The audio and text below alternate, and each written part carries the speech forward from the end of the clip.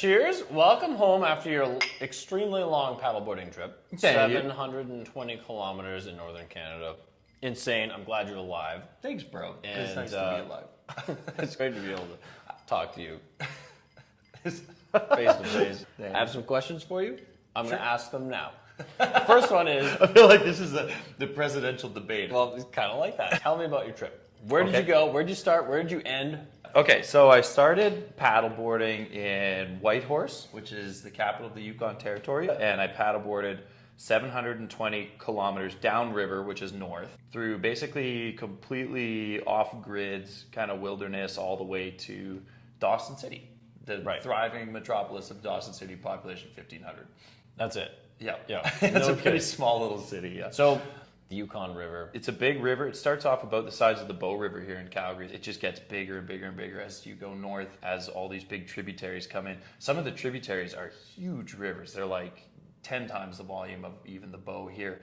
So eventually the river's enormous by the time you get to Dawson. And as you go north, you cross Lake LaBarge, this huge lake that's 50 kilometers long. And so it has lots of big waves and big weather and all that kind of stuff. And then you get back on the Yukon River, follow that all the way to Carmax, and then it's another 400 kilometers through basically a complete wilderness till you're in Dawson. So the lake, obviously it's a big lake, be like almost like paddleboarding on the ocean. Yeah. So this route it's the old gold miners route that people used to use to access the north back at the turn of the 20th century. So that's how people literally used to get up there. Lake LaBarge was one of the big obstacles just because it's this big section of flat, non-flowing water. Gets big waves. When I say flat, I just mean it doesn't have a current, but it's on a lake.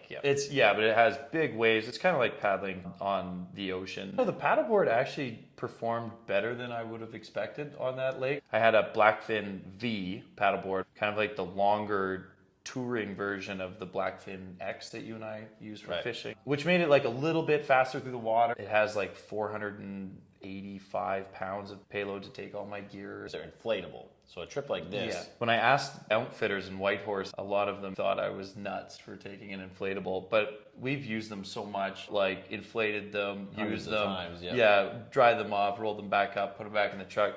This, it just needed to inflate and stay inflated for, I thought it would take up to maybe 3 weeks or so. There was like this little doubt in the back of my mind that I've never loaded a paddleboard that heavily, so I had about 100 pounds worth of gear because I'm potentially going to be in the wilderness for 3 weeks alone, and so you have to make sure that you bring all the necessary stuff.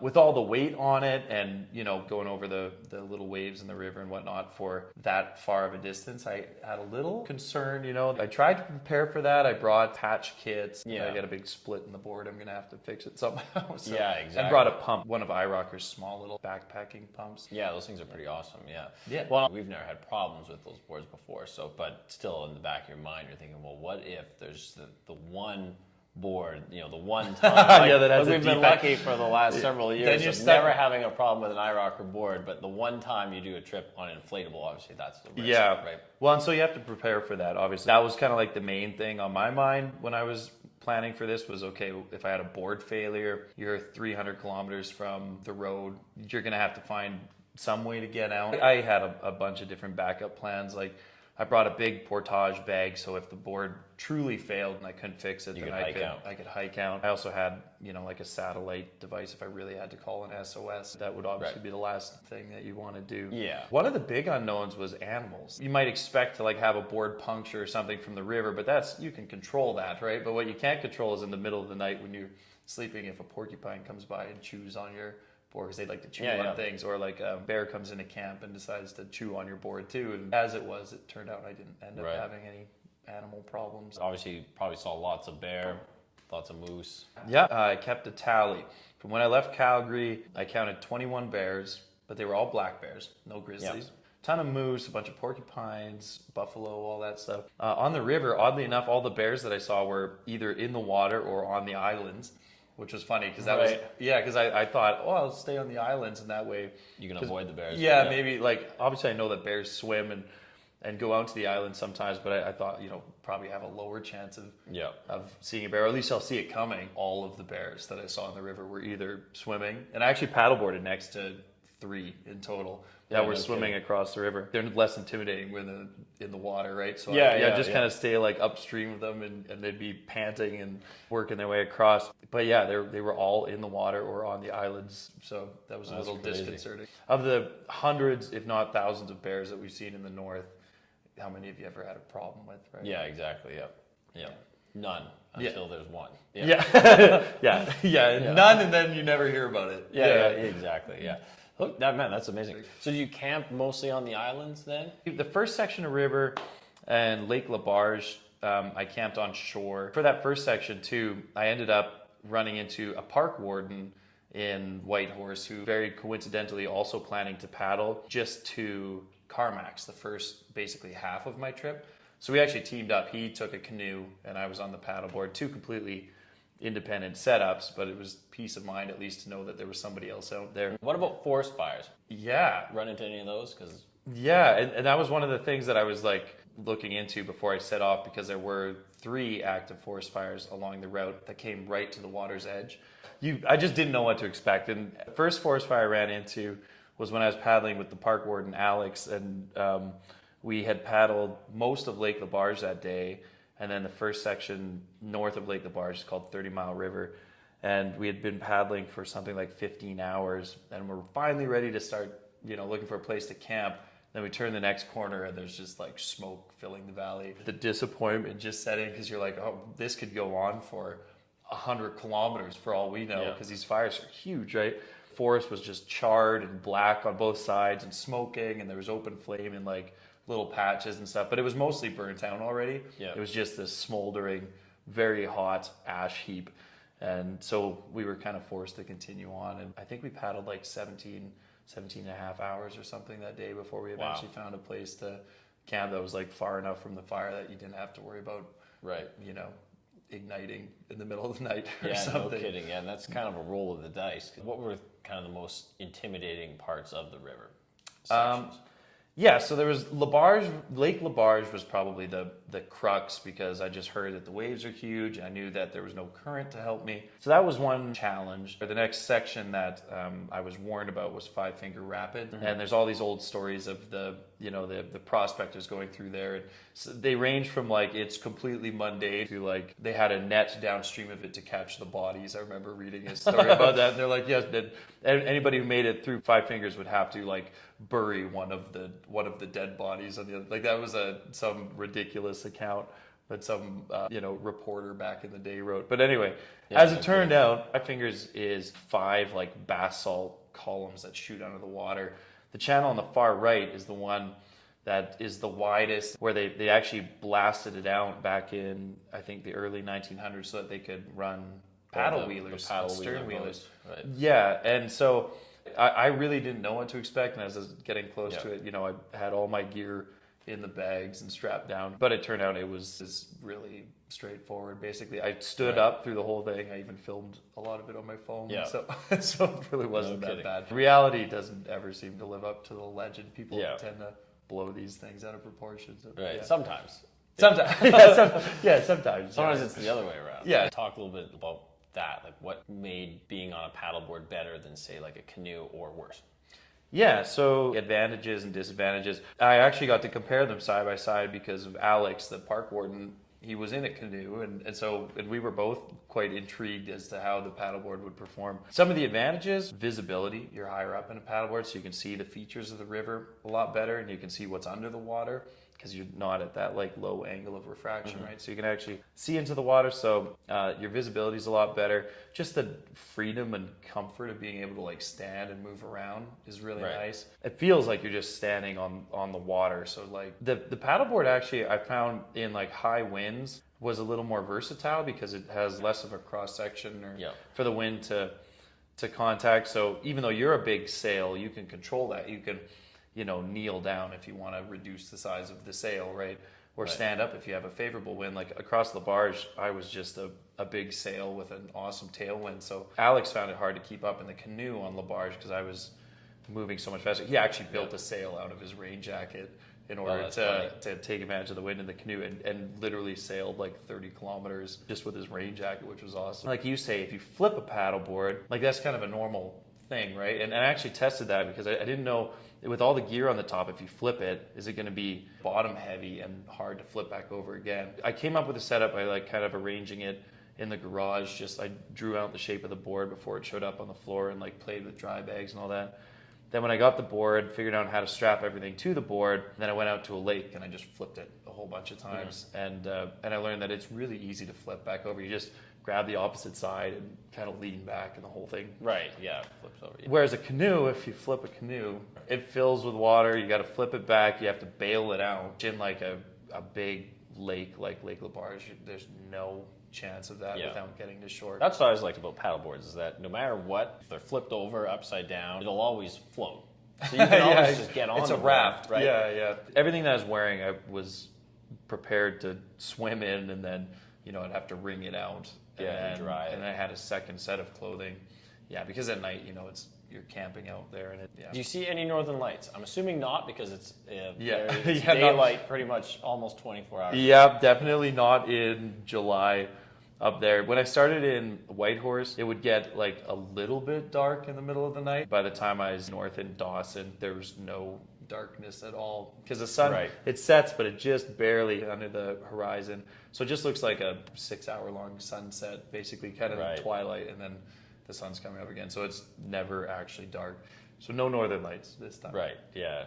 Now, when you got to Dawson City, what's that like? That's a pretty historic place. Yeah, Dawson City's, they call it Dawson City, but I mean, it's 1,500 people, and it looks just like an old Western town. It's so cool. It's like dirt streets, boardwalk kind of sidewalks, old school saloons. You feel like you should just like kick the door in, and in its heyday, it was the center of the whole gold rush. A population of something like 30,000 people back in the early 1900s, which was the biggest city north of Seattle and west of Winnipeg, they say, back then. Yeah. But it still has this like really cool old school Western town vibes. Yeah, it's just a super cool old school town. Yeah, it's a neat place up there. Float planes everywhere. I know you took a float plane to fly down the river to see what you had just paddled through. Yeah, that was amazing. There was a float plane moored to a little dock right when I came into town. Coincidentally, that's where I saw my last two bears, was right when I got into Dawson.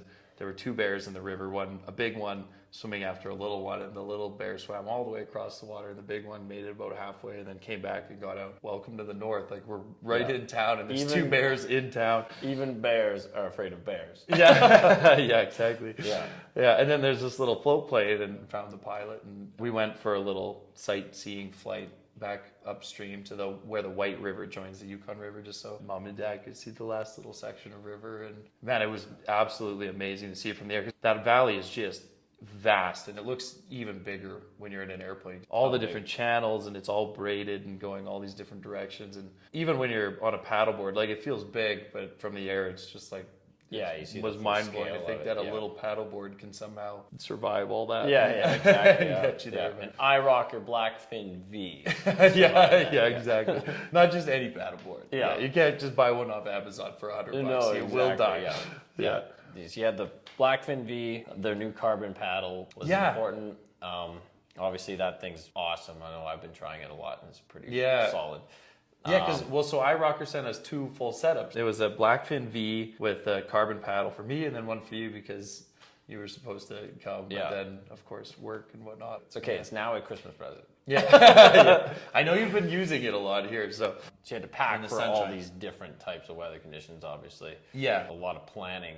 Yeah, like when it was really cold out, you're soaked to the bone, and storms would roll through too, and you're like, it doesn't matter what you're wearing, like, you're getting completely soaked. The outfitters in Whitehorse all recommended to wear a wetsuit, but I just imagine like paddleboarding, 12 to 17 hours a day in a wetsuit, the most miserable thing. And imagine putting that on first thing in the morning, like a wet wetsuit. And the smell. When it's and the smell.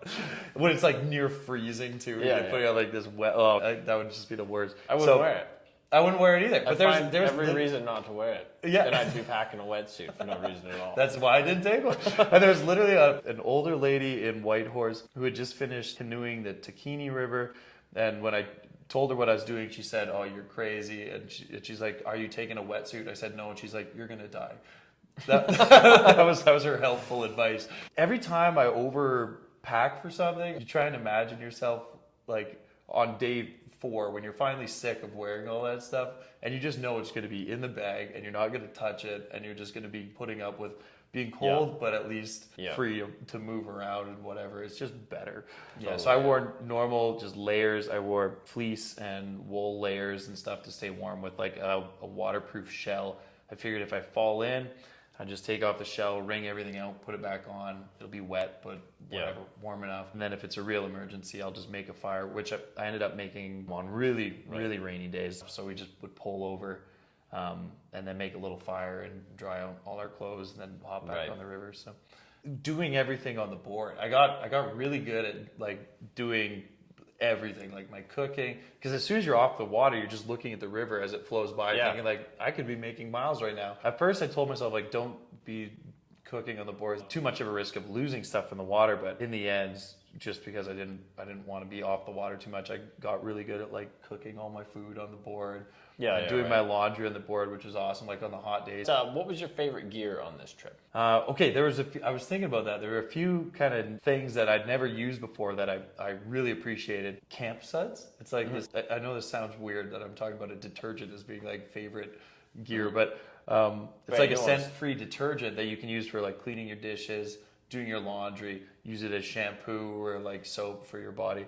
So it's everything in one, and I actually use that to like soap up the board too to check for leaks. So that stuff was super, super handy. I had a little Canoe barrel that was a short barrel, and so it's waterproof. That's where I kept all my food. I could hang it from the trees really easily to keep it away from bears, and it was also my seat. So, when you're you sit on it, which was nice when you're having a little snack and you want to sit down on a paddleboard. You know, you don't have to get your butt wet. So that was really handy. I love the carbon paddle. I know you've tried that two-piece. The iRocker one. Yeah, 2-piece carbon paddle. I brought 2 paddles, thinking I might snap one. I'm sure I could have gone 10,000 kilometers with the carbon paddle. Would have no issue. The BLACKFIN V is awesome because it's a little narrower. It's easier to paddle straight on that and keep up the speed. You can carry like 400 and something pounds on there. Yeah, the BLACKFIN V has, I think it's like 485 pounds of payloads. So myself, I weigh about 190 pounds plus I took about 100 pounds of gear. Say 300 pounds and I still have 185 pounds of payload. Having a heavily loaded paddleboard, I thought, I should keep it light. It would be less tipsy, less top heavy, and more maneuverable for like the rapids. But there were a couple advantages. When you have a heavy board, the wind doesn't kick you around so much. Yeah, right. Nor do all the river currents, like when you hit a boil of water. And that's the other thing, is the momentum in the wind. So if you're paddling hard and you have a heavy board, it's easier to keep your momentum up and keep going. So actually, there were some advantages to being bringing heavily more gear, paddleboard. Yeah. Like totally. It wasn't a disadvantage. But when you mentioned, could you potentially lose one? When the White River flows into the Yukon, it's one of the big tributaries close to Dawson, and the White River is a huge river, and it is so thick with silt that you can't see a millimeter into the water. Like it's like the water just goes from being river water to just like gray DuPont paint. Like it's it's that thick, so you can't tell if it's 100 feet deep or 3 inches deep. And there's all these gravel bars and stuff, so you'd sense that you were getting close to like a gravel bar just from the ripples in the water and whatnot, but you could very easily hit things and that was a strange challenge that I didn't expect. Now for like an emergency beacon, you didn't bring a satellite phone, you were using Zoleo? Yeah, that was a really cool thing too, that so you can text. Yeah, I just had a little satellite device called a Zoleo that I bought off the internet, and highly recommend that because I've used lots of different gear for that obviously before. But the Zoleo was way cheaper and it works with your phone, but it also works independently for an SOS if you need it to. So that allowed me to send a text to mom every night to make sure that as long as you have the Zoleo app. Concerned. And then you can just text through that like you normally would. Which was really amazing to be able to communicate and set mom's mind at ease. Some guys on a pontoon boat on the river that actually had Starlink. And so they took a few pictures of me when we crossed paths a few times and sent that to mom, which I think was, I don't know if it was disconcerting to her. She probably saw me like all disheveled and looking like I was going to die, but after paddling for hours and hours, but I'm sure she was grateful to get that. Yeah. So in Dawson City, you had to try out the sourdough cocktail, which is a very famous cocktail. I don't know why they call it a cocktail. It's literally whiskey. It's whiskey but it has a human with toe a real amputated human toe. It tastes different with the toe in. No. With the little pieces of the toe it tastes floating like around whiskey. in there that you had to... No, there was just a whole toe. There's no pieces of the toe. Like, I didn't look that closely. It looked disgusting. It's like it's a legend up there. I know you've heard of it, right? There was two brothers. They were allegedly bootleggers back in the day on a dog sled. They were coming back. The one brother stepped off the dog sled and put his foot into a bunch of like soft snow and water, soaked his foot. By the time they got back to their cabin, his foot was frozen. And his other brother, which I know you would do this for me too, bro, if we had to, chopped off his toe.